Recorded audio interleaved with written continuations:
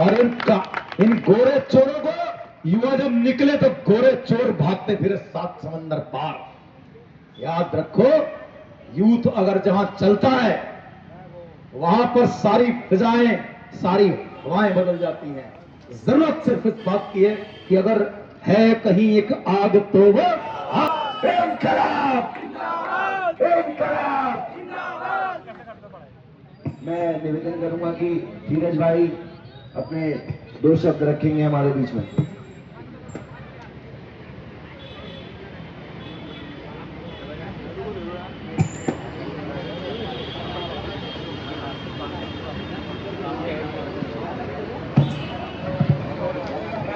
को परेशानी उठानी पड़े या शहर में जाम जैसी स्थिति उत्पन्न हो, क्योंकि अब दूसरी कविता आपके सामने पेश करता हूं। अपना ईमान बेच चुके हैं। अगर आज यह दिन देखना पड़ रहा है तो इसका सिर्फ और सिर्फ एक ही कारण है, वह है ये निकम्मी और चोर सरकार। और मैं इस निकम्मी और चोर सरकार के लिए एक कविता लिख के आया हूं, तो प्लीज आप सुनिएगा और गौर करना। कैसा देश था ये मेरा, कैसा देश बना दिया, कैसा देश था ये मेरा, कैसा देश बना दिया। मुगल और अंग्रेज तो यूं ही बदनाम है, इन चोर नेताओं ने देश को कंगाल बना दिया। जब भी इनसे कुछ पूछो, ये मुगलों और नेहरू को ले आते हैं। इससे भी अगर बात ना बने तो हिंदू मुस्लिम के चक्कर में फंसाते हैं।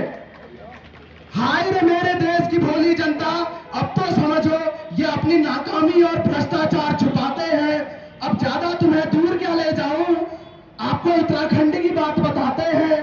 पेपर लीक करके ये लोग बच्चों का भविष्य जलाते हैं। इनसे पूछो हक की बात तो हमारे मुख्यमंत्री धामी जी नकल विरोधी कानून का लॉलीपॉप थमाते हैं। ये युवा जब भी इनको अपनी आवाज से जगाते हैं, ये चोर नेता पुलिस की लाठी से बच्चों को डराते और सुनाते हैं। लेकिन इस बार हम भी कफन लपेट के आए हैं। होश में आए धामी और बीजेपी सरकार, वरना हम ही मर जाते हैं। पर ये ना सोचे सरकार कि ये तो बच्चे हैं, बच्चे तो डर जाते हैं। ये गलतफहमी में ना रहे सरकार, क्योंकि इतिहास गवाह है, ये छोटे छोटे बच्चे सरकार बदल जाते हैं। अरे सरकार हमारी छोटी ख्वाहिश है और छोटी माने हैं, तुम करो इनको पूरा, हम फिर से तुम्हारी सरकार लाते हैं।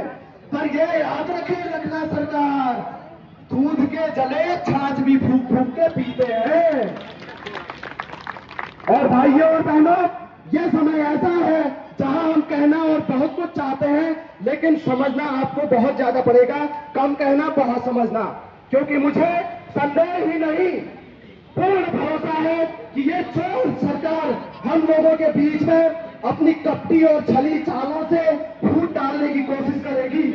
हमारे बीच अपने गुंडों और उपद्रवियों को भेजेगी, जिससे हमारा आंदोलन प्रभावित हो और समाप्त हो जाए। लेकिन हमें हर कदम और चाल बड़े ही संयम से उठाने हैं। मैं सभी भाइयों और बहनों से हाथ जोड़कर निवेदन करता हूं कि हम सभी लोग और एक बार जोर से हम सभी अपने अपने के लिए ताली बजाएंगे, क्योंकि हम इस गर्मी में भी यहाँ पर अपने हक के लिए लड़ रहे हैं। तो सभी अपने के लिए जोरदार ताली बजाएंगे। धन्यवाद।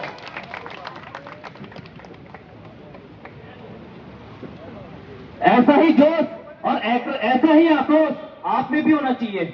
वो 22 साल का युवा धीरज है, ओखल कांडा से आके रोज दिन भी यही रह रहा है, रात भी यही रह रहा है। जो साउंड है, साउंड का किराया ना पड़े करके वो साउंड भी अपने यहाँ पे लेके आया। क्यों? क्योंकि आपके लिए, आपके हकों के लिए, आपके भविष्य के लिए। तो इसीलिए एक बार धीरज भाई के लिए तालियां बजा दिए सभी लोग।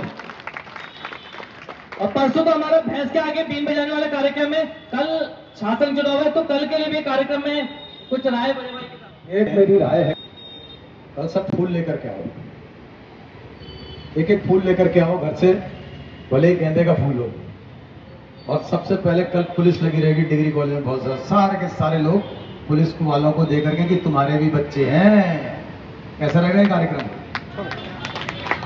कल जो है फूल लेकर करके आओ, सब बच्चे जाएंगे, ये पोस्टर लेकर करके जाएंगे। अगर वहां जाने की परमिशन नहीं मिलेगी तो जहां पुलिस रोकेगी वहां उनको एक फूल और ये दिखाएंगे, ठीक है? कल का कार्यक्रम यह है क्योंकि कल इलेक्शन है तो बहुत ज्यादा है। हाँ, नैतिकता जगाओ कार्यक्रम इसका बोलना है, ये मेरी सलाह है। हाँ, तिकोने में ही मिल जाएंगे, बस उनको एक मिनट बस प्लीज। इसलिए मैं कह रहा हूँ कि कल का दिन खाली नहीं जाना चाहिए। तो कल का कार्यक्रम यह है, आपने अपने घर से एक एक फूल लेकर करके आना, सब देंगे। हमारी जो छोटी बहनें बैठी हैं वो सबसे आगे रहेंगे, और ये शैलू वगैरह, ये शैलू और ये सब लोग पूरी टीम सब आगे रहेंगे। आपको एक एक फूल दो कि तुम्हारे भी घरों में बच्चे जो आज हमारे साथ हो रहा है वो कल को तुम्हारे बच्चों के साथ भी होगा। बहुत बहुत धन्यवाद। तोपे पीछे भी हैं, आप युद्ध के मैदान में दुश्मन से चारों तरफ घिर चुके हैं। कैनन्स ऑन द राइट, दाईं तरफ भी तोपे हैं। कैनन्स ऑन द लेफ्ट, बाईं तरफ भी तोपे हैं। तो तोपे सामने हैं, पीछे हैं, दाएं हैं और बाएं। Cannons in the front end cannons in the back, cannons on the right and cannons on the left. So there is no and why, there is only do or die. तो क्या और क्यों का प्रश्न नहीं है। हम जिस संघर्ष के मैदान में आ चुके हैं, ये मुश्किल जरूर है पर नामुमकिन नहीं। मेरा छोटा भाई भूपेंद्र यहां पर भूख हड़ताल पर बैठा है, मेरा छोटा भाई शैलेंद्र यहां पर पूरी व्यवस्था को संभाले हैं, अन्य बहुत सारे छोटे भाई हैं, वो जहां जहां जब जब जो जरूरत पड़ रही है वो सब निभा रहे हैं। सबके नाम से मैं परिचित नहीं हूं, लेकिन मैं हमेशा आपके साथ हूं। ये बोलना चाहता हूं, ये संघर्ष का रास्ता इतना आसान नहीं है। तो वो कहते हैं वह पथ क्या और रास्ता ही क्या, वह पथ क्या, पथ की कुशलता क्या, जिस पथ पर बिखरे शूल ना हो, वो रास्ता क्या जिसमें कांटे ही ना हो। तो मंजिल जब आसान है तो मंजिल में पहुंचने का मजा नहीं है। वह पथ क्या, पथ की कुशलता क्या, जिस ये तथ्य कुछ ऐसे हैं कि नकल है, पेपर लीक नहीं है। आज हाकम एक संज्ञा हो चुकी है, गड़बड़ की, घोटालों की, गड़बड़ झालों की। तो मैं पूछना चाहता हूं कि हाकम का हाकिम कौन है? हाकम का हाकिम कौन है? ये शासन प्रशासन मौन है। हाकम को हुक्म देता कौन है? ये शासन प्रशासन आज मौन है। हाकम का हाजी कौन है? अब जिहादी शब्द बोल ही दिया उन्होंने, तो हम भी कहते हैं हाकम का हाजी कौन है? मत कराइए, क्योंकि 5 से 6 साल लग जाएंगे और 25 साल का युवा 30 साल का हो जाएगा, वो पेपर कैसे देगा? तो कल रात भी मैंने बोला कि जो सरकार आज केंद्र में है वही सरकार आज प्रदेश में भी है। तो J&K का आर्टिकल 370, जो कि उस प्रदेश सरकार की इजाजत के बिना उनका संविधान भी नहीं बदल सकते थे, उस प्रदेश को प्रदेश न रह के 2 यूनियन टेरिटरी में बदल दिया। जो पार्टी ये काम कर सकती है वो सीबीआई की जांच के चलते चलते इन पैरेलल क्या ये यूके SSSC के माध्यम से एग्जाम भी कंडक्ट नहीं करा सकती? तो ये कहना निरर्थक होगा, कुतर्क होगा कि सीबीआई की जांच चलेगी तो आप पेपर नहीं करा पाएंगे। दोनों चीजें इन पैरेलल भली भांति चल सकती है। तो मैं बात तथ्यों पर कर रहा था। तो तथ्य क्या है? आप मुझे ये बताएं कि नकल और पेपर लीक में फर्क क्या है, उसे परिभाषित करें। आप कहते हैं कि 9 बजे, 9:30 बजे, 10 बजे, 10:30 बजे यदि पेपर निकलता तो हम उसे पेपर लीक मानते। ये तो बाद में निकला तो पेपर लीक नहीं मानते। आप कहते हैं कि केवल 3 पन्ने निकले हैं, इसे पेपर लीक नहीं मानते। आप कहते हैं कि पेपर तो बाहर गया लेकिन रिजल्ट अंदर नहीं आया, तो रिजल्ट नहीं, आंसर्स अंदर नहीं आए, रिजल्ट तो ऑलरेडी बन चुका है। ये सबको पता है, कोई कह पाता है, कोई नहीं कह पाता। तो मैं माननीय मुख्यमंत्री जी से आपके इस मंच के माध्यम से बहुत ही निर्भीक रूप से, सदृढ़ रूप से, कर्मठ होकर यह बोलना चाहता हूं कि चाहे माननीय मुख्यमंत्री जी या उनका कोई अन्य मंत्री या उनका कोई रिप्रेजेंटेटिव, बड़े से बड़ा, ऊंचे से ऊंचा, आज हमारी ये चुनौती स्वीकार कर ले, हम आमने सामने उनसे बात विवाद चर्चा कर लेंगे। हम ये प्रूव करेंगे कि ये पेपर लीक है, ना कि जिसे आप आसान भाषा में नकल घोषित कर रहे हैं और इसको कुछ नहीं हुआ ऐसा घोषित कर रहे हैं। तो वो यदि ये चुनौती स्वीकार करते हैं, हमें बुला ले या वो आ जाए, पर ये ना करें। जो गलती करता है उसे स्वीकार ले और उसकी भरपाई जो हमारे छात्रों के लिए हो सकती है यदि वो कर ले, तो इससे बड़ी बात कोई नहीं है। जिस पार्टी में ये सारे लोग हैं, तो उस पार्टी में जितने भी नीचे से लेके ऊपर पद वाले व्यक्ति हैं, वो आज उन्हीं की भाषा बोल रहे हैं। तो बचपन पिताजी के साथ बहुत बैठा तो उन्होंने एक किस्सा सुनाया, जहां पे जाके रही है वही की सब कुछ कही है।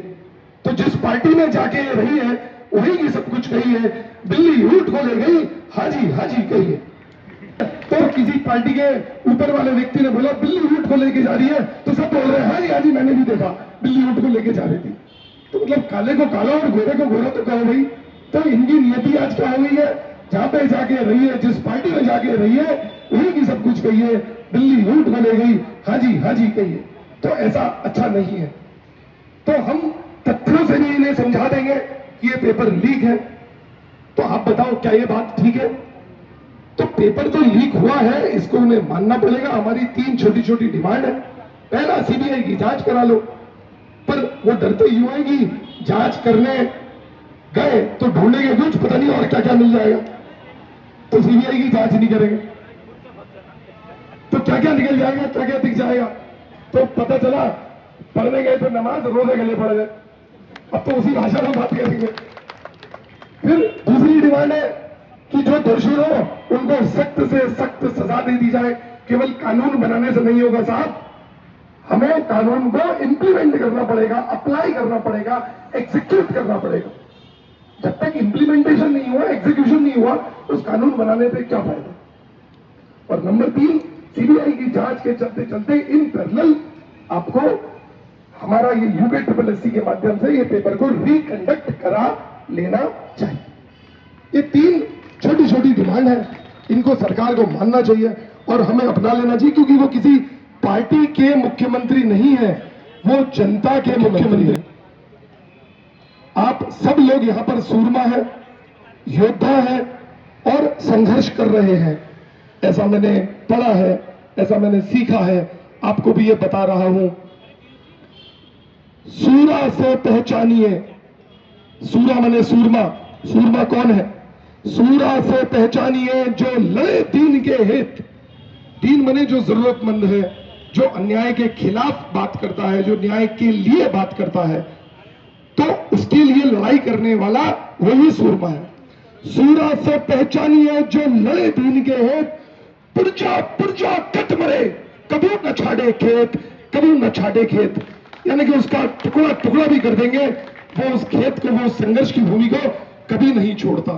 तो एक बार पुनः बोल देता हूं, आप सब लोग सूरमा है, आप लोगों के रक्त में वो रंगत है, आप लोगों की ऊर्जा, और यही वो संगत है।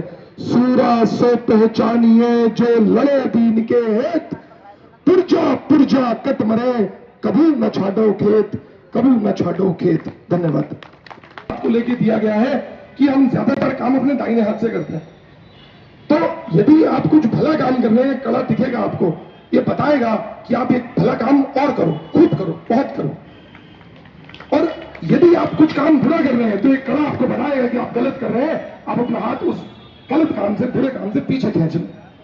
तो आप ऐसे युवा साथी हैं जिनके हाथ में कल देश की बागडोर जाएगी।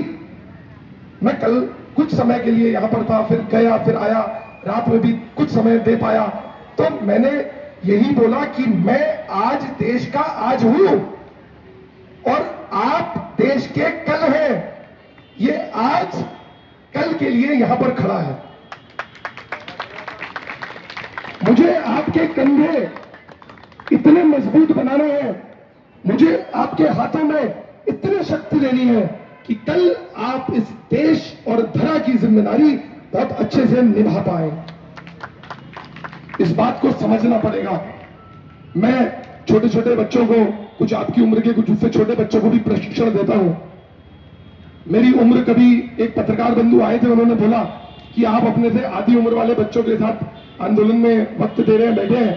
तो मैंने बोला भाई मेरी उम्र 40 नहीं है, मेरी उम्र 16 ही है, 24 का तजुर्बा है।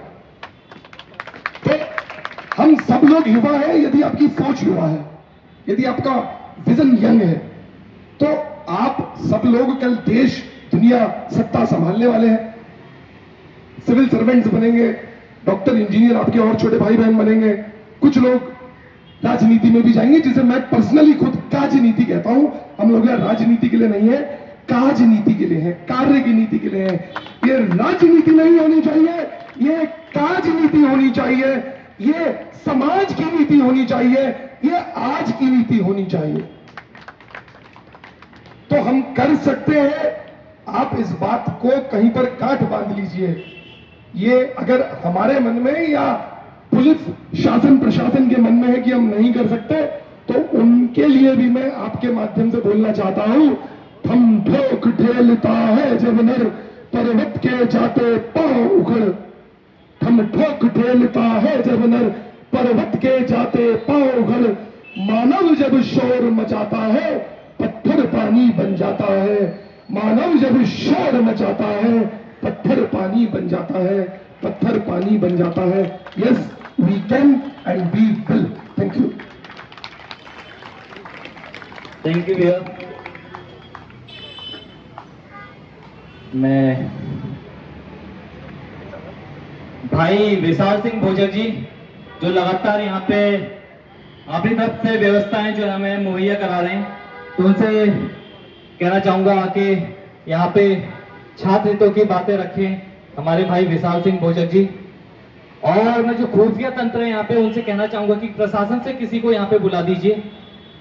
हमारे जो छात्र हैं उन्होंने अपनी तरफ से जो ज्ञापन लिखे हुए प्रशासन के माध्यम से प्रधानमंत्री जी को भेजना चाह रहे हैं, तो इसीलिए उनसे निवेदन है कि वो किसी को यहाँ पे भेज दीजिए, जो हमारा खुफिया तंत्र यहाँ पे प्रशासन की ओर से आया हुआ है।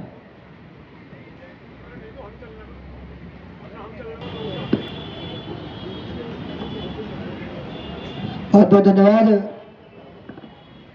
एक बार देखिए, हम सभी लोग धरना स्थल पर है और सोई हुई सरकार को हम सभी लोगों ने जगाना है। तो इस धरना स्थल पुष्करधामी वीक है, पुष्करधामी वीक है, पुष्करधामी शाम करो, शाम नहीं तो डूब मरो। पुष्कर सिंह धामी शर्म करो, शाम नहीं तो डूब मरो। पुष्कर सिंह धामी होश में